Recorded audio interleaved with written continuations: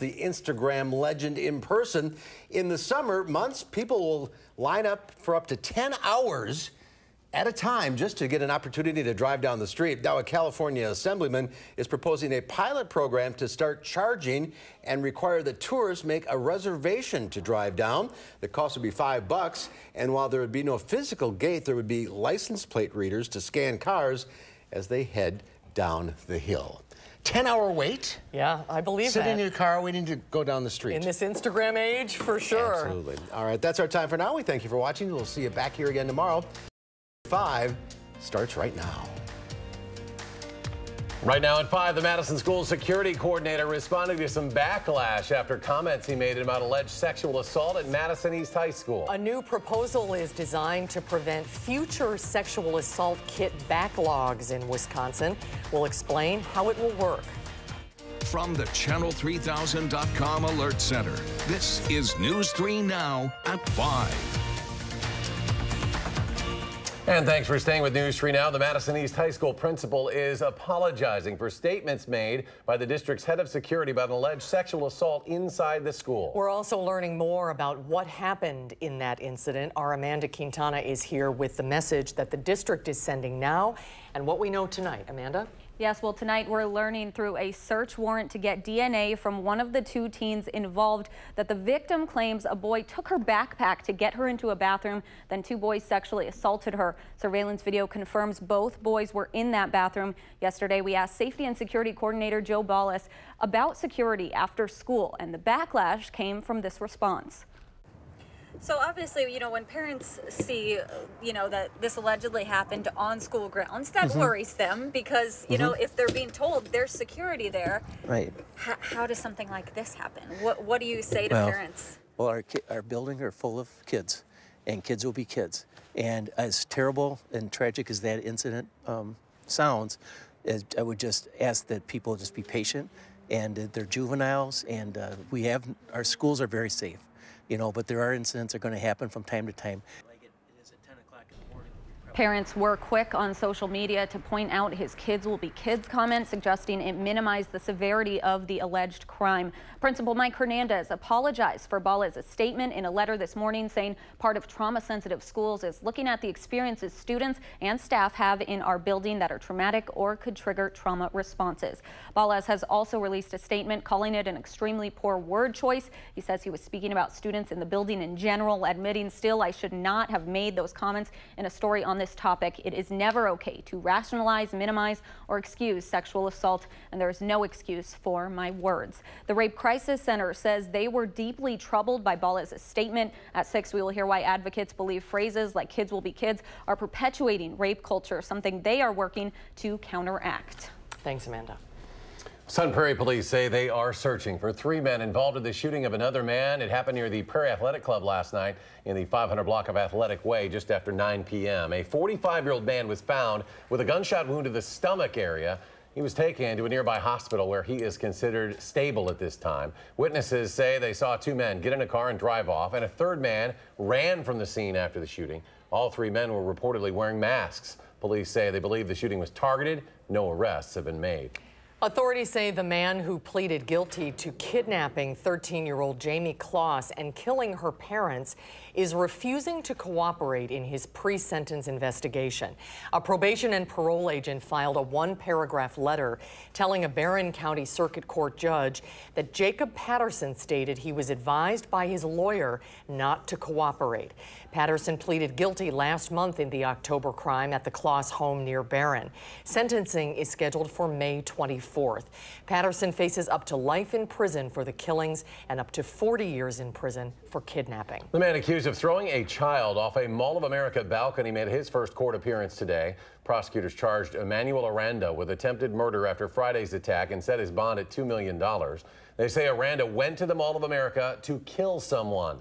The criminal complaint says the boy's mother told investigators Aranda came close to them outside the Rainforest Cafe restaurant, then picked up the child and threw him over the balcony. The 5-year-old now fighting for his life in the hospital with massive head trauma, broken arms and legs. Let's get a check on the weather now. Gary Canalti is on the weather patio. Gary? Pretty quiet out here right now. Skies are actually partly sunny. We've got an overcast look to the skies, but you're still getting some sunshine through it, and temperatures are on the mild side. Visible cloud track shows that we've got some clouds moving in from the west, but for the most part, things are actually pretty quiet around here, and there's not much in the way of precipitation, at least for the time being. Later on tonight, we'll see some showers and thunderstorms develop to our south and west. Those will move in, and we'll see better chances for rain during the day tomorrow. Low temperatures this morning, much milder. 46 was the overnight low temperature in Madison. The high temperature today, 65 degrees. So a beautiful day, much milder than yesterday. And right now, temperatures are still generally in the lower to middle 60s. A little cooler near Lake Michigan, though. Notice Milwaukee at 50, Sheboygan at 49. So they're getting that lake breeze there. By tomorrow morning, temperatures will be back in the mid to upper 40s. We'll see some showers, perhaps thunderstorm develop late tonight, then some scattered showers and thunderstorms through the day tomorrow. Otherwise, look for another mild day with a high temperature of 63 degrees. That's your News 3 Now First Alert forecast. All right, Gary, thank you. Preventing piles of untested sexual assault kits in Wisconsin is the aim of a new bipartisan proposal. The state would regulate how long those kits have to be stored and how soon they have to be sent to the crime lab for testing. Our Rose Schmidt explains what sparked this plan. Rose? Yes, well, state lawmakers admit there has been a lot of confusion surrounding rape kits in Wisconsin. A 2-year project started in 2016 by the state's former attorney general tested 4,000 sexual assault kits dating back to the 1980s. Currently, there's no set protocol for collecting and testing evidence kits, but new legislation backed by police and victim rights advocates would change that. After years of what lawmakers call a patchwork of policies, the Department of Justice wants to send a clear message. We can never have another backlog of untested sexual assault kits again in Wisconsin. Tens of thousands of rape evidence kits have gone untested nationwide, and a few thousand in Wisconsin over the last 4 decades. Backlogs and bureaucracy should never be a barrier to justice. Now lawmakers on both sides of the aisle are coming together, hoping to give more options to sexual assault survivors if they decide not to report an assault to police immediately after it happens.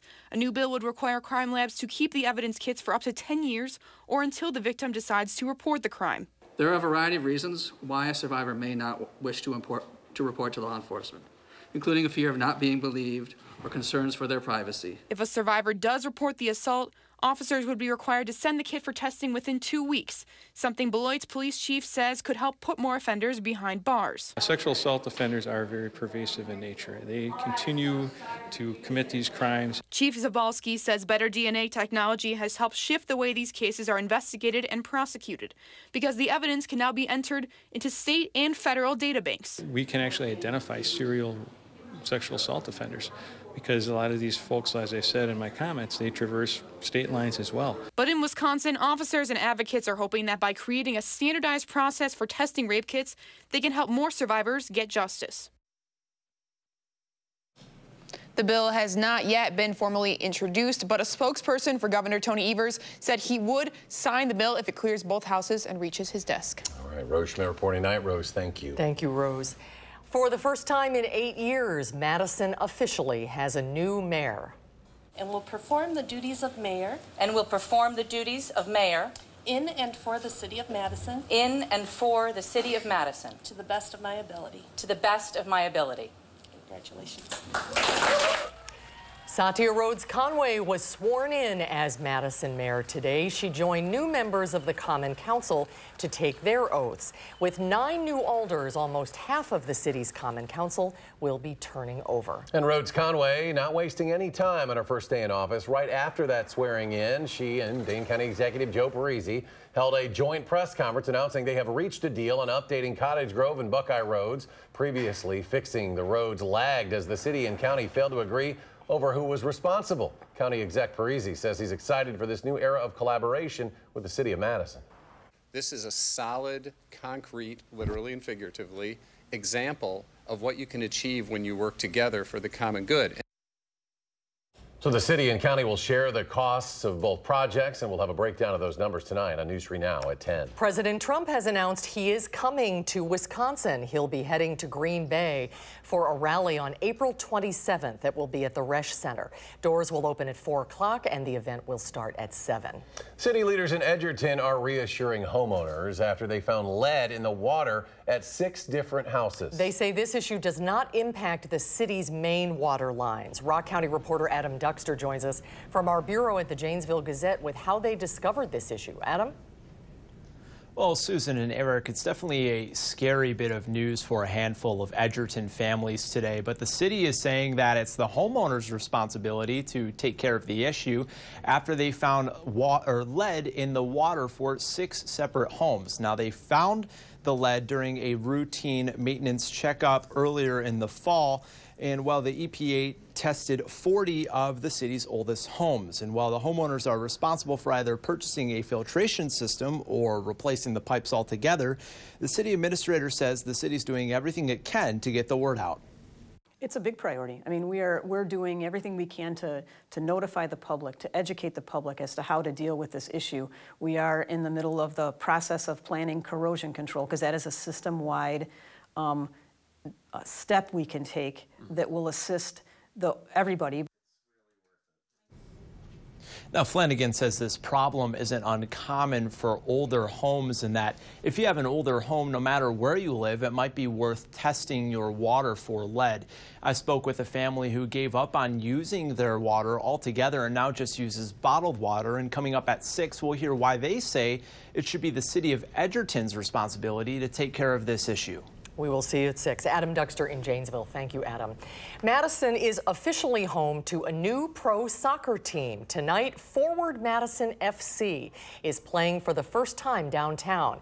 About $3 million in new upgrades to Breese-Stevens Field are still in the process of being completed. The soccer club's chief operating officer believes home games will draw crowds and help out businesses in a neighborhood that he is happy to be part of. There's so much happening in this neighborhood, and if you were to pick a location where you wanted to put a soccer stadium in the city of Madison or around Madison, this would probably be the right location based on the demographics and the energy and just the development happening right now. And so our hope is that we can just add to all the great things that are happening in this neighborhood. The team will be playing tonight at 7 o'clock. It's a friendly exhibition game against Badger soccer team. Opening day is April 27th. And it's the day many people around here anticipate throughout the cold winter months. The terrace chairs are coming back to the Memorial Union Terrace on Thursday at 4 p.m.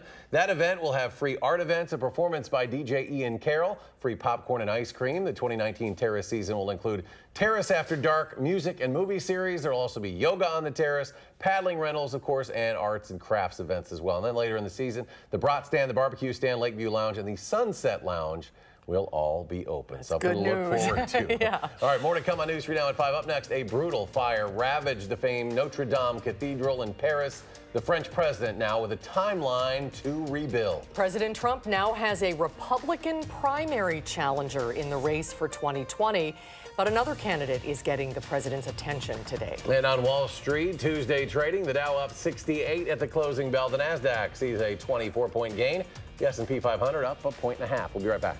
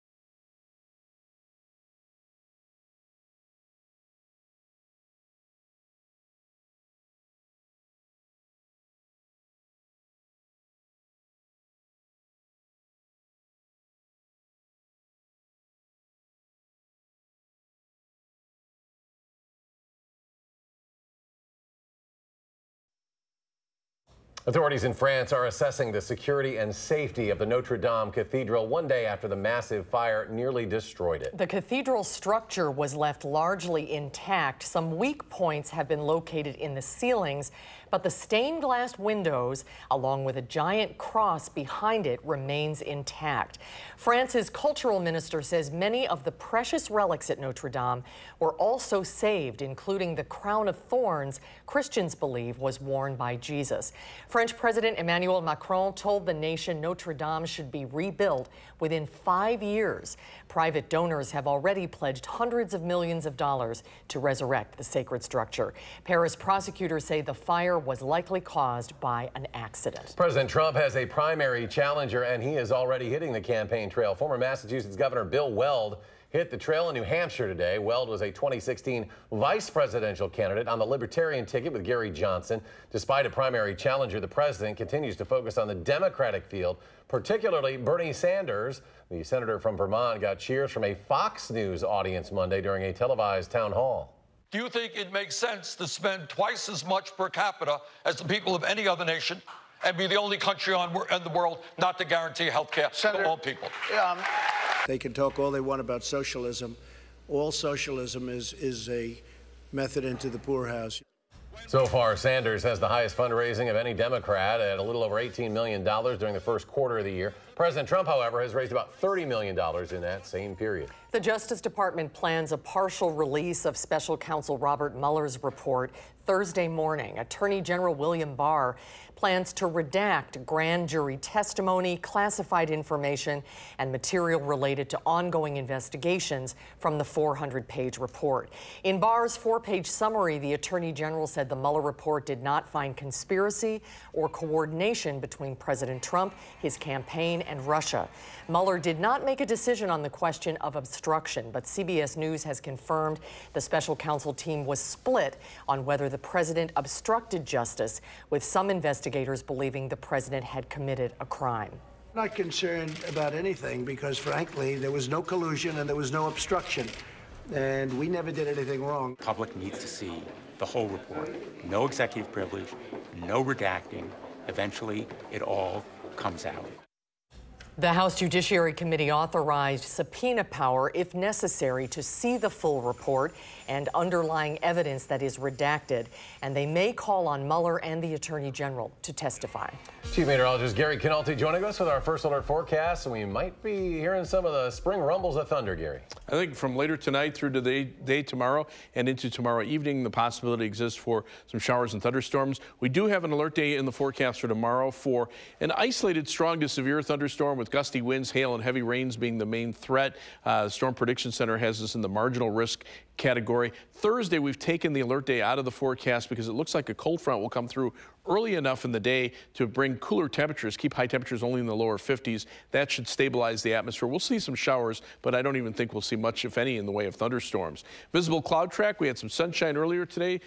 Clouds came back in, and we're going to see those clouds thicken up tonight. But right now on radar, you don't see any rain to our south and to our west. Eventually, we'll watch some showers and thunderstorms develop in this area and head northeastward, very similar to what we saw last night. And again, the Storm Prediction Center severe weather outlook for tomorrow has a marginal risk of severe thunderstorms. It's actually been expanded northward a little bit. So basically, it covers our entire viewing area. Farther to the south, the slight risk still remains over parts of eastern Iowa and west central Illinois. That's where the atmosphere will be a little bit more unstable. Possibility for a couple of isolated tornadoes down there. I think our main threat, again, will be gusty winds, hail, and some heavy downpours. Computer model forecast calling for between a ½ inch and an inch of rain generally over southern Wisconsin. But again, when you deal with thunderstorms, a lot of times you can have some heavy downpours that dump an inch or two in a few local areas. But I don't think we're seeing widespread heavy rain from what we'll see tomorrow. Live view from the Queen Bee Radio Skycam in Platteville. You can see the gray skies there. The WISC Skycam looking off toward the east. A little bit of blue mixed in with the clouds. But the farther west you go, the more clouds you see. And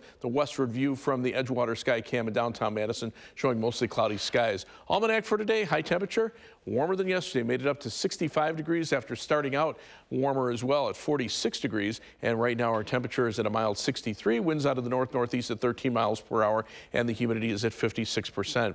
As we check out temperatures across the upper Midwest, again, closer to Lake Michigan, temperatures only around 50 in Milwaukee. On the other side of Lake Michigan, we're seeing some 50s there, but where the winds are off of the lake, temperatures are in the 40s to low 50s. Once you move inland, though, 60s and 70s. Des Moines right now, 75 degrees, 77 degrees in Iowa City. So pretty mild weather just to our south and west.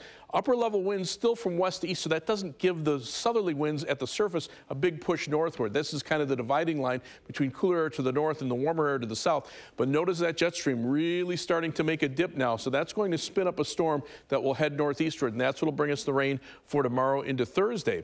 The main area of low pressure is located in Wyoming. The stationary front has little waves of low pressure moving along it. Eventually that front will work northward as a warm front. That's where the southerly winds and the northerly winds kind of collide, but depending on how far north that gets, that will determine temperatures for tomorrow. So again, on our side of the front, 60s, the other side of the front, 70s to around 80 degrees like in Kansas City. And as we look at future track, you can see that front gradually lifting northward. Notice that wind shift to the south here as the showers and thunderstorms develop tonight into tomorrow, and then eventually as that front moves to the east, notice the cold front coming through, the wind shift around to the northwest, and that brings in cooler weather for Thursday. Forecast for tonight calls for cloudy skies, shower and thunderstorm chance toward morning, low temperature mild at 47. For tomorrow, look for another mild day with a high of 63. Easterly winds becoming southerly, but we'll also see some showers and thunderstorms. Future track, dry for much of the night, but then the shower and thunderstorm chances start to arrive by morning. We'll see showers and some thunderstorms during the day tomorrow into tomorrow evening.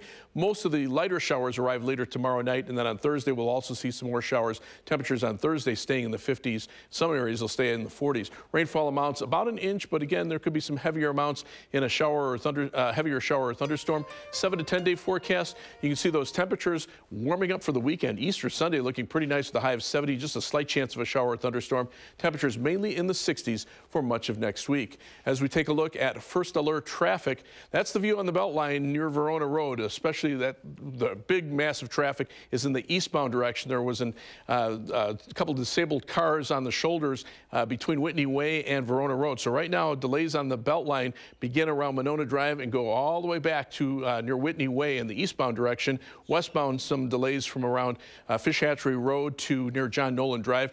Over a half hour, 36 minutes right now in the eastbound Beltline from University Avenue to the interstate, 20 minutes back in the westbound direction. Heading out of Madison, 27 minutes down to Janesville on I-3990, 20 minutes to Sauk City on US 12 with some delays just north of Middleton, and 18 minutes to Sun Prairie on US 151 and East Washington Avenue. That's your news through now. First alert traffic. Thank you, Gary. Ahead at 5, a record number of children died of heat stroke last year after being left behind in a hot car. How safety advocates are pushing for technology that could prevent such tragedies. Stay with us.